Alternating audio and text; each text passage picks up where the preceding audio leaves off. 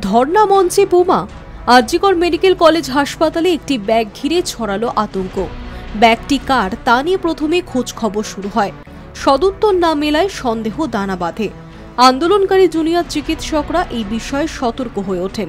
খবর পেয়ে ঘটনাস্থলে নিজেদের বেষ্টনীতে নিয়ে নেয় পুলিশ এবং কেন্দ্রীয় বাহিনীর জওয়ানরা। পৌঁছয় বোম স্কোয়াড।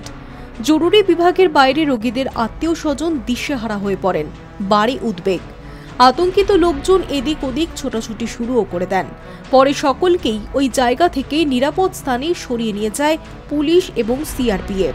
আরজিকর হাসপাতালে জরুরি বিভাগের সামনে যে প্রধান ফটক রয়েছে তা এরই মধ্যে বন্ধ করে দেওয়া হয়েছে। ঘটনাস্থলের আশেপাশে ঘেঁষতে দেওয়া হচ্ছে না কোনো কৌতূহলী মানুষকে। বোম স্কোয়াড সতর্কতার সঙ্গে এলাকা ঘিরে রেখেছে। সন্দেহজনক ব্যাগটি পরীক্ষা করার ব্যবস্থা হয়েছে। Hi News network.